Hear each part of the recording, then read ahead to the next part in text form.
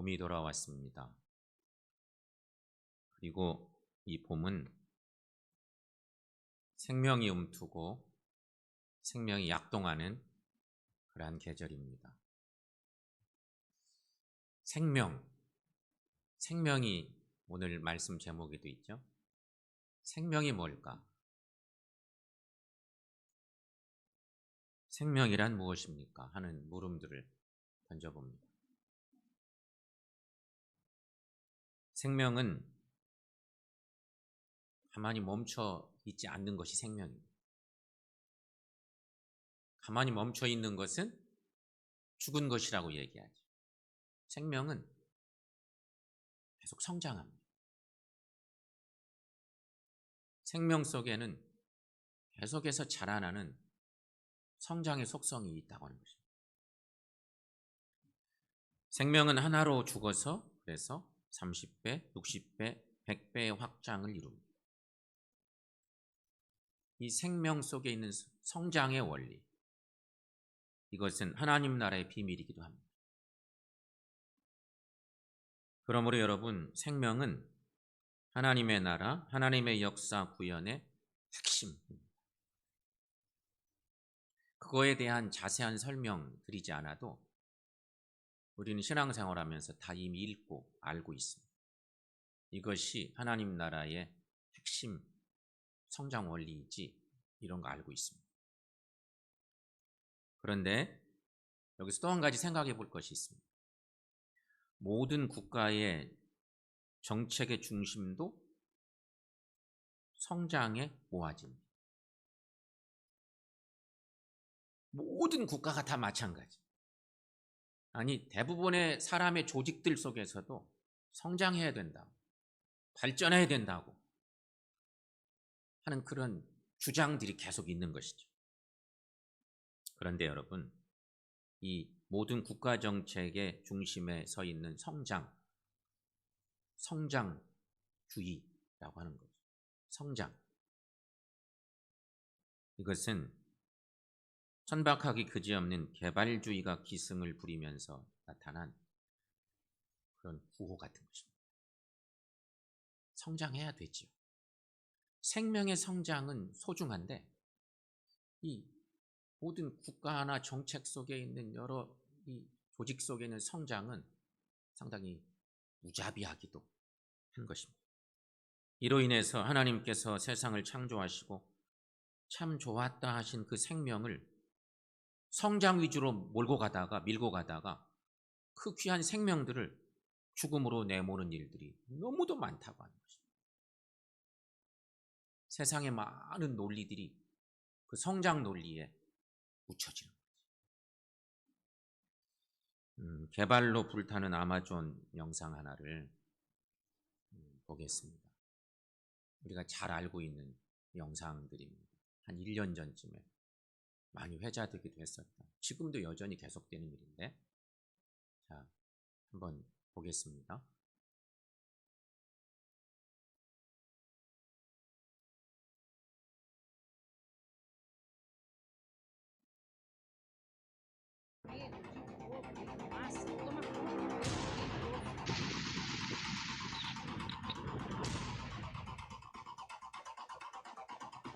Foram gravadas no meio da tarde, maior cidade do Brasil, Moscou.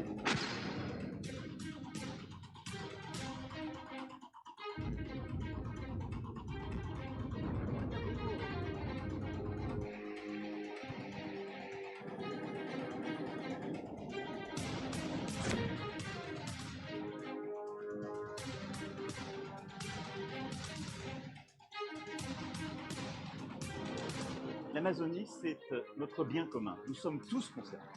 La France l'est sans doute encore plus que d'autres autour de cette table, puisque nous sommes amazoniens. Será que alguém ajuda alguém? A não ser uma pessoa pobre, né? Sem retorno, o que está de ouro da Amazônia? Da queimada na Amazônia, que no meu entender pode ter sido potencializada por ONGs, porque eles perderam grana.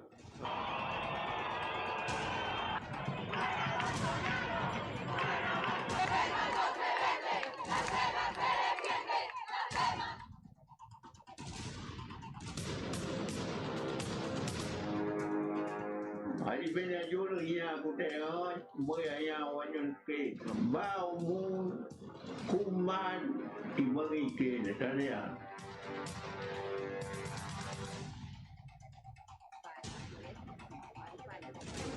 A floresta amazônica é parte essencial da nossa história, do nosso território e de tudo que nos faz sentir ser brasileiro.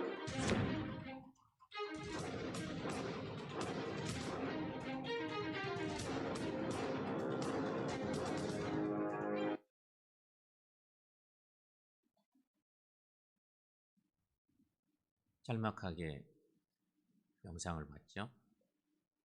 하나님 나라가 추구하는 생명과 그 속에서 성장이 있는데 세상이 추구하는 성장의 원리,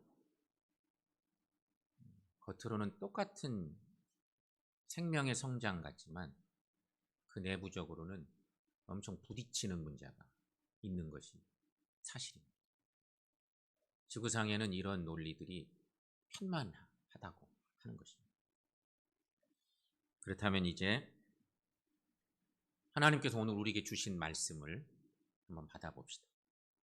이런 상황들을 우리가 잘 알기 때문에 하나님이 예레미야가 5장 21절 말씀을 주신 그 말씀을 함께 읽어보겠습니다. 여호와여 우리를 주께로 돌이키소서. 그리하시면 우리가 주께로 돌아가겠사오니 우리의 날들을 다시 새롭게 하사 옛적 같게 하옵소서. 아멘. 이 말씀의 역사적 배경을 우리가 좀 살필 필요가 있습니다. 우리가 지금 예레미야 애가의 말씀으로 한 3주 전에 2주 정도 말씀을 나누고 지난주 청년주일에서 말씀을 좀 새롭게 보고 오늘 또 예레미야 애가의 말씀을 보는데 예레미야 애가의 말씀의 역사적 배경은 기원전 586년 바벨론 제국에 의해서 예루살렘 성전이 파괴되고 예루살렘 성 전체가 폐허가 됩니다. 586년이죠. 그리고 이스라엘 백성들은 모두가 다 포로로 다 끌려갑니다. 똑똑한 사람들은 다 끌려갔습니다. 지도급에 있는 사람들, 젊은이들 다 끌려갔습니다. 이런 민족적 비극의 상황 속에서 눈물로 부른 노래의 마지막 구절쯤에 해당하는 것이 예레미야가 5장 21절 22절까지 있는 말씀인데 21절 말씀 슬픔의 노래의 마지막에 있는 말씀입니다. 자, 그렇다면 왜 이스라엘 민족이 위대한 약속의 땅을 잃고 바벨론 땅의 포로로 끌려가 온갖 서름을 당해야 했을까? 당당했던 약속의 민족이 도대체 무엇이 문제가 되어서 비참하고 부끄러운 삶을 살아야만 했을까? 그런 물음을 갖게 됩니다. 이렇게 심판받게 된 이유는 과연 뭘까? 하나님의 백성들, 그 약속의 땅에 살던 그 자녀들이 뭘 얼마나 잘못했길래 이런 심각한 어려움에 빠지게 되었을까? 그리고 마지막에 이런 하나님께 이런 슬픔의 노래 가운데 마지막 가사로 이런 노래를 부르고 있을까? 그 답은 예레미야 2장 속에서 찾아볼 수 있습니다. 여러분, 예레미야서와 예레미야 애가는 같은 책입니다. 본책이 예레미야서이고 별책 부록 같은 책이 예레미야 애가예요. 원래는 이 같은 책이에요. 예레미야 2장의 13절 말씀에 보면 우리가 잘 아는 저런 말씀을 만날 수 있습니다. 여러분 함께 읽습니다. 내 백성이 두 가지 악을 행하였나니 곧 그들이 생수의 근원되는 나를 버리는 것과 스스로 웅덩이를 판 것인데 그것은 그물을 가두지 못할 터진 웅덩이들이니라. 아멘. 여기 두 가지 잘못된 것이 있다는 거죠. 예언자가 예레미야가 이미 그렇게 막 선언한 내용이에요. 첫째는 생수의 근원 되신 하나님을 버렸다는 것입니다. 하나님 불신, 우리 하나님 없어도 돼? 이런 생각을 하기 시작한 거예요. 첫째는 그게 잘못이에요. 또 하나, 하나님 대신 외세를 의존한 것입니다. 강대국을 의지하고 우상을 의지하고, 그런데 알고 보니 그것이 터진 웅덩이야. 물을 가둘 수가 없는 터진 웅덩이. 아무 소용이 없어요. 여러분, 성서 메시지는 오직 한마디로 모아집니다. 그것은 뭐냐면 너희는 오직 하나님만 믿으라. 이게 성서의 중요한 메시지입니다. 예언자들의 메시지가 그랬고요. 신명기 역사가의 메시지, 역대기 역사가의 메시지도 다 그랬습니다. 너희는 오직 하나님만 믿으라. 이게 모든 성서의 주요 요지입니다. 그렇습니다. 북왕국 이스라엘이 망한 것도, 남왕국 유다가 망한 것도 오직 하나, 하나님을 온전히 따르지 않았기 때문이었다는 것입니다.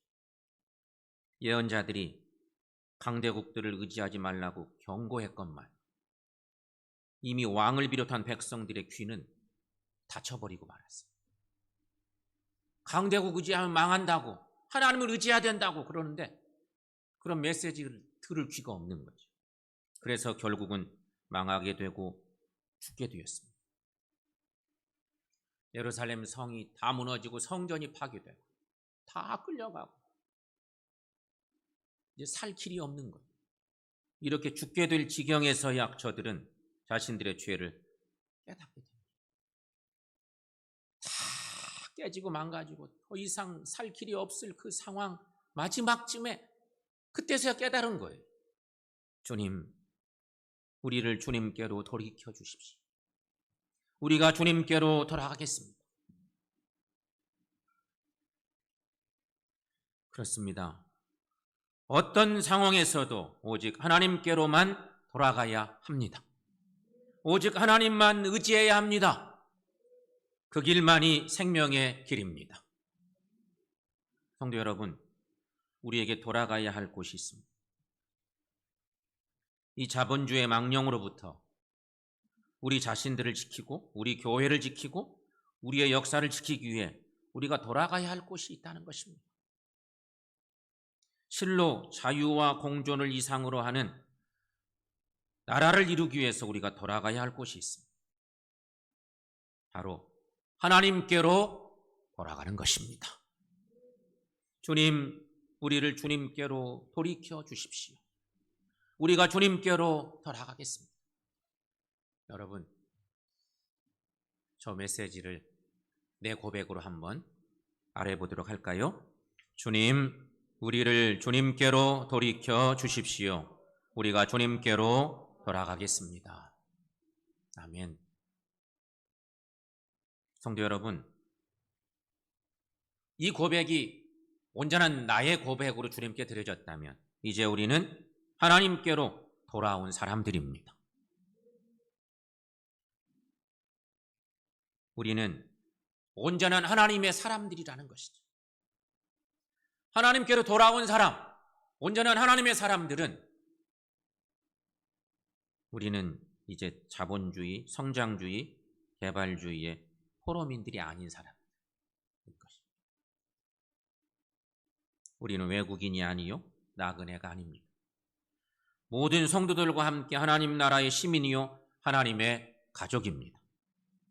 우리는 사도들과 예언자들이 놓은 초석 위에 세워진 건물이기도 한 것입니다. 그리고 그리스도 예수는 우리의 모퉁이 돌이 되십니다. 이제 우리에게 주어지는 가장 위대하고 거룩한 사명이 있습니다. 성도된 사명. 바로 그것입니다. 하나님 우리를 자녀 삼으실 때는 그래, 너희 구원받고 마라. 이런 게 사실 아니거든요. 구원받되 내가 원하는 나라를 이루며 살아. 이런 명령이 우리에게 있는 거거든요. 근데 우리는 이 뒷부분에 하나님의 사명 명령은 치부하고 살 때가 많아요. 대부분 우리의 신앙생활이 그럴 때가 많죠. 하지만 여러분, 우리에게 주어진 정말 위대하고 거룩한 사명, 성도로서 하나님의 자녀로서의 사명이 있습니다. 여러분 생각해 보세요. 종이나 노예에게는 사명도 희생도 헌신도 없습니다. 종과 노예는 그렇게 삽니다. 그러나 하나님께로 돌아온 하나님의 아들과 딸들에게는 기쁨으로 행하는 헌신과 희생이 있습니다. 아버지의 일이니 내 일이기도 한 것입니다. 자신의 일이기 때문에 온 몸과 온 마음으로 섬깁니다. 온 정성을 다 드립니다. 아니, 더 정확히 말하면 드린다, 바친다, 헌신한다 따위 생각조차 하지 않습니다. 진짜 신앙인은요, 그렇게 생각해요. 공로사상 같은 것이 없기 때문에 내가 뭐 드렸다, 헌신한다 내세우지도 않는다는 것입니다. 오직 내 마음을 다하라, 내 목숨을 다하라, 내 뜻을 다하라, 내 힘을 다하라는 말씀대로 사는 삶이죠. 마가복음 12장 말씀에 29절 말씀, 30절 말씀에 저런 본문의 말씀이 있습니다. 여러분 함께 읽습니다. 이스라엘아 들으라. 주 곧 우리 하나님은 유일한 주시라. 내 마음을 다하고 목숨을 다하고 뜻을 다하고 힘을 다하여 주 너희 하나님을 사랑하라 하신 것이요. 아멘. 그렇습니다, 여러분. 최후의 일각까지 하나님의 의를 구현하기 위해 모두를 들이되 기쁨으로 드리는 사람. 하나님의 사람들의 모습. 물론 드렸다는 생각마저 없이 드리는 사람들. 이렇게 사는 사람이 바로 하나님의 자녀의 삶이라는 것입니다. 성도 여러분, 우리 모두 이렇게 살아가는 참 헌신자, 참 성도된 우리 모두가 될 수 있기를 축원합니다. 에베소서 2장 21절 말씀을 보면 하나님 나라를 한 건물에 비유해서 말씀 주신 내용을 만나볼 수가 있습니다. 이 건물은 태초부터 있었던 건물이 아닙니다. 그냥 원래부터 있었던 건물이 아닙니다.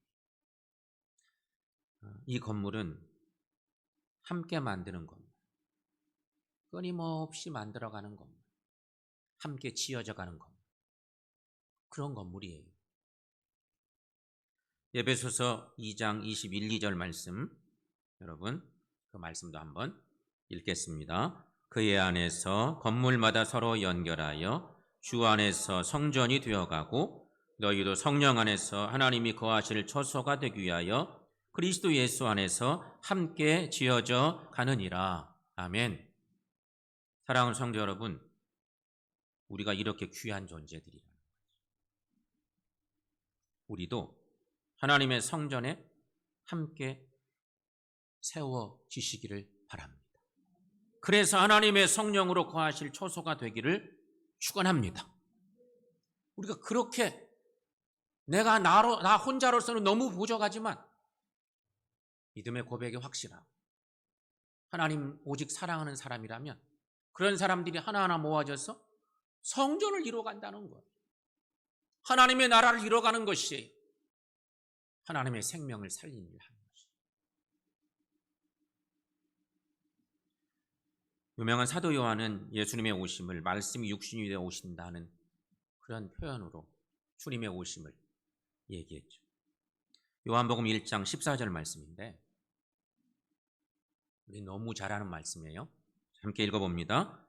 말씀이 육신이 되어 우리 가운데 거하심에 우리가 그의 영광을 보니 아버지의 독생자의 영광이요 은혜와 진리가 충만하더라. 아멘. 예수님께서 입고 오셨다는 그 말씀이 육신이 되어 우리 가운데 거하십니다. 이것이 성육신하신 예수님 얘기 자꾸 하죠. 우리가 말씀이 육신이 되어 우리 가운데 거하십니다. 성육신 사건을 성경의 구절로 이렇게 표현했습니다. 요한의 표현이죠. 그런데 여기 육신이라고 하는 육이 있는데 육을 헬라어 성경에서는 사르크스라고 얘기합니다. 사르크스. 예수님 곧 로고스인 그 말씀이신 예수님이 육신이 되어 오셨다는 이 육은 흔히 쓰는 몸을 얘기할 때는 소마라는 말을 쓰는데 그 소마가 아니에요. 소마는 몸을 일컫는 일반적 단어인데 사르크스는 보통 말하는 몸이 아니에요. 이보다 훨씬 대접받지 못하는 몸을 얘기해요. 우리가 흔히 말할 때 우리말로 표현하면 저놈의 몸뚱아리 이렇게 표현하는 말이 맞는지도 모르겠어요. 사르크스는 고깃덩어리라는 의미가 더 강해요. 먹이나 밥으로 이해하는 그런 단어, 그런 말이에요. 말씀이 육신이여 우리 가운데 거하시며 예수님 얘기인데 예수님의 몸은 죽기 위해서 소마로 오신 게 아니라 사르크스로 오셨어요. 그러니까 주님은 죽기 위해서 오신 몸이에요. 요한은 그것을 이야기하고 싶어요. 거룩하신 분, 멋지신 분이 아니에요. 철저히 죽기 위해서 오신 예수. 말씀이신 주님이 이 땅에 오셨는데 고깃덩어리처럼 오셨다. 천대받는 몸으로 오셨다. 주님이 그렇게 오셨어요. 죽기 위해서 오신 거예요. 철저히 짓밟힘 당하시기 위해서 오신 거죠. 주님이 그렇게 오셨어요. 성도 여러분, 생명의 세계에는 신비가 있습니다. 서두에 생명 얘기를 드렸는데 죽지 않으면 그대로 있고 죽어져야 다시 사는 신비. 죽으면 30배, 60배, 100배의 결실을 맺는 신비. 주님은 하나님 나라 얘기할 때 늘 그리 말씀하셨어요. 죽어져야 산다. 죽어져야 온전한 생명을 만들어낸다. 하나님 나라의 생명 얘기는 그 얘기. 에베소서 저자는 말해요. 이러한 죽어져서 다시 사는 그 예수님, 구원을 이루신 그 예수님 얘기를 하면서 에베소서 저자는 이 예수님을 머리 삼고 살라고 얘기해요. 교회가 뭐예요? 주님은 우리의 머리가 되신다. 늘 고백하잖아요. 주님을 따라 사는 것이 교회예요. 그리스도가 모퉁이돌이 되셨어요. 주님 안에서 성전이 되어가라 말씀하고 있어요. 그리스도 안에서 함께 지어져 가는 것이다 말씀하고 있어요. 그래서 예수 안에서 하나님 나라를 이루라고 하는 그런 말씀인 것입니다.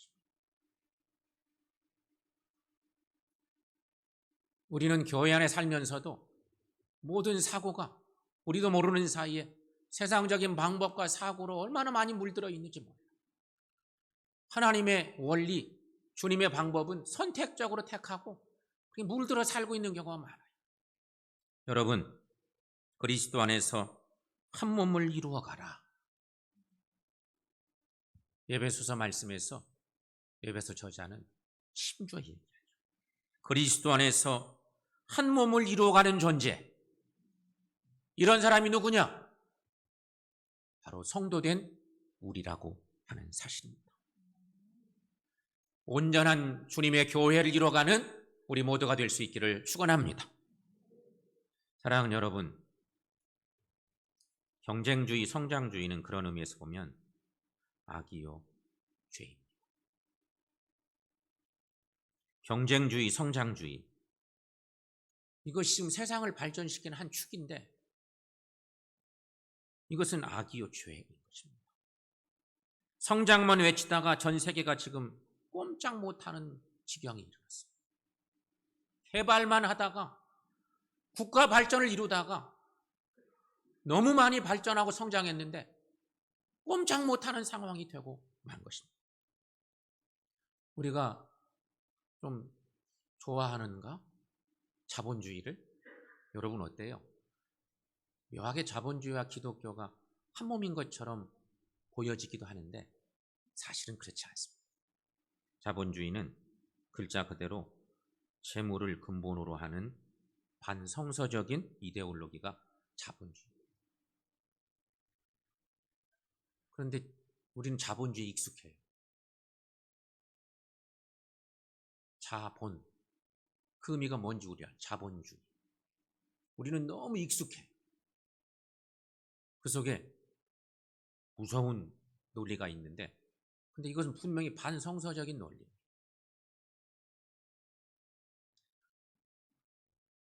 그래서일까요, 여러분? 세상은 말합니다. 세상은 돈이 최고라고 했지. 성장해야 되고, 발전해야 되고, 개발돼야 되고, 돈이 최고야. 얼마나 많이 듣습니까? 그러나 교회는 그렇지 않음을 보여줘야 합니다.